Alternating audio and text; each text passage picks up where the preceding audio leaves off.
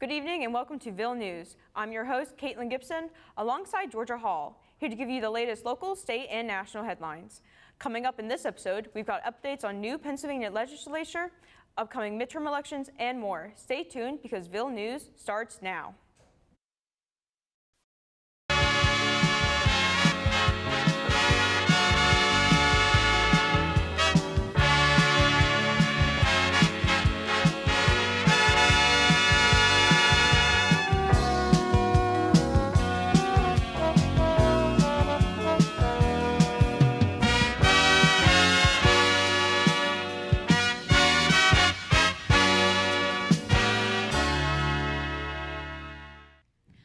A one-year-old baby was shot and killed in Lancaster on Tuesday evening.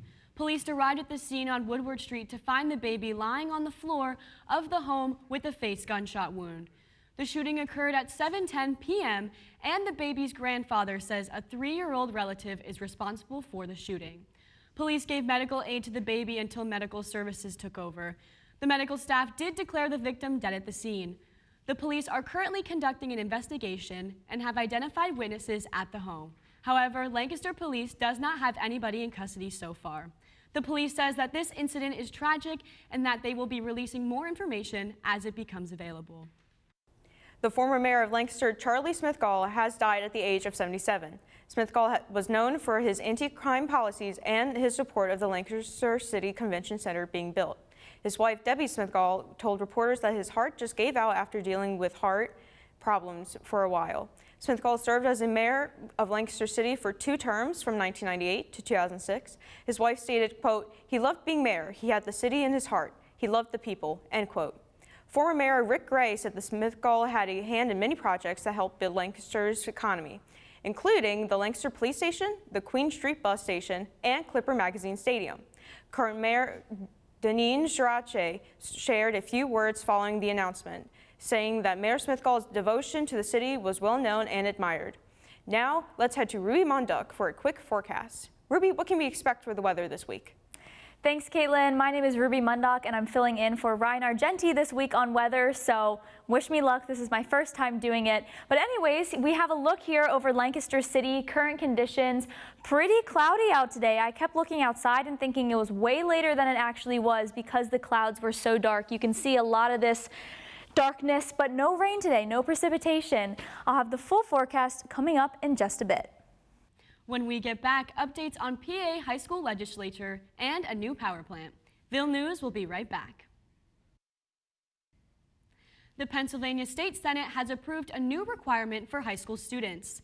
This new bill requires students to take economics and personal finance classes, aiming to teach them about living an adult life in the modern world. These classes would focus on credit management, interest rates, borrowing money, mortgages, and more. This legislation is sponsored by Republican State Senator Chris Gebhard out of Lebanon. Gebhard shared, quote, "By teaching high school students the financial basics, they will learn necessary money management skills to position themselves for lifetime success and financial independence," end quote. The bill will now head to the State Senate House for further discussion. A new shell plant in Pennsylvania is set to be the Commonwealth's second largest emitter of volatile organic chemicals. The plant will produce up to 1.6 million tons of plastic pellets a year. These pellets will be made by processing ethane, a component of natural gas found at shales nearby. Governor Tom Wolf stated that construction of the plant is the state's largest industrial project since the 1940s. More than 8,500 construction workers have been hired for the project, and once completed, the plant will have around 600 employees. David Passmore, a retired economics professor from Penn State, shared that this plant will impact the PA economy because Shell will purchase from local suppliers, will hire local workers, and those workers will spend their money on products sold by local merchants. The plant is set to open after nearly 3 years of construction. Kate, I don't know about you, but the weather this week, perfect. Absolutely perfect fall weather. Yep, fall's my favorite season. Mine too. And this weather, I can wear my sweaters, I can wear a little light jacket. Sweater weather. Great. Sweater weather, so true. Now we're gonna head over to Ruby Mundok with the local weather. Thanks, Georgea. Yeah, I've got the whole forecast for you right here. My clicker's not working. Oh, there it goes. I'm gonna start from here. Cut that out.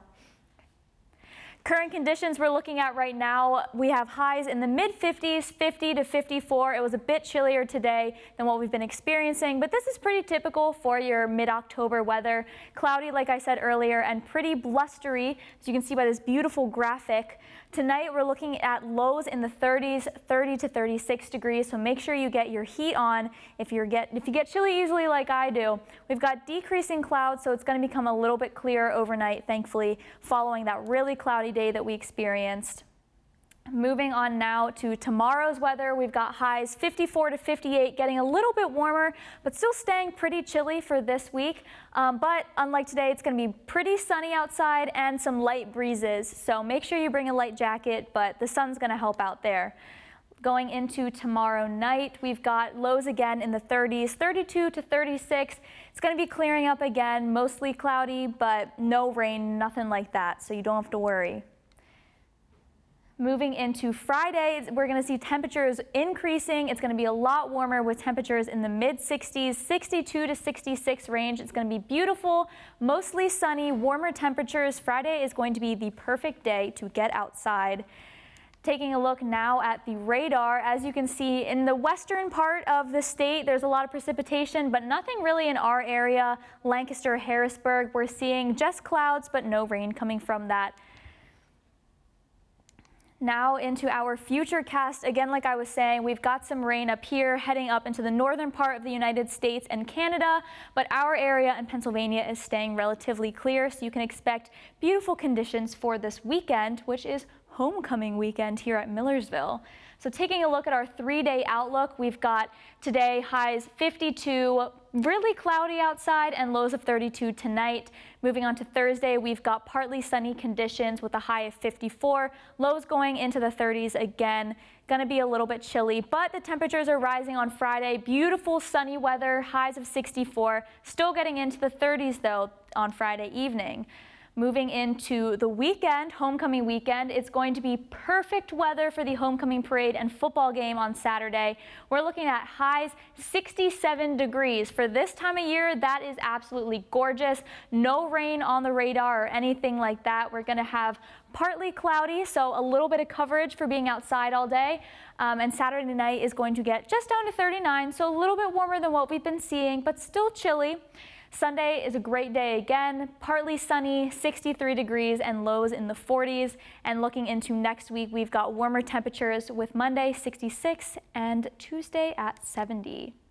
This weather forecast has been brought to you by Millersville University Campus Weather Service.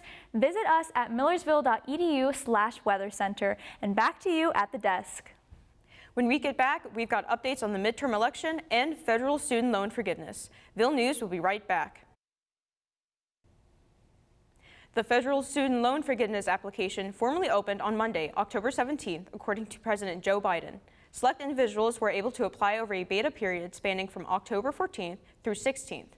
The application is available in English and Spanish and provides information on how the relief works and who qualifies for it. Individuals making less than $125,000 a year qualified to have up to $10,000 forgiven, or as much as $20,000 for eligible borrowers who were also Pell Grant recipients. Borrowers will not have to pay federal income tax on the student loan debt forgiveness. However, it is possible that some borrowers will pay state income tax on the amount of debt forgiven. Borrowers have until December 31st, 2023 to submit an application. The 2022 midterms elections are just 3 weeks away, and reports are showing that pre-election voting has already matched that of 2018. Nearly 2.5 million voters have cast their ballots. Americans are already voting, especially in the crucial swing states. Michigan has recorded that more than 370,000 ballots, while Pennsylvania has nearly 240,000 ballots. PA is hosting 2 crucial races for Senate and governor. So far, Pennsylvania Republicans have made up more of the pre-election ballot share than in 2020, with 20% already having submitted their ballots. 72% of pre-election voters in PA are Democrats. These numbers are not representative of total voting, however, with Democrats historically preferring pre-election day voting and more Republicans voting in person. Numbers are to continue to be collected more and more as Americans cast their vote ahead of the election on November 8th. That's all we have for this week for Ville News. Thanks for watching, and make sure to tune in next week for the latest local, state, and national headlines.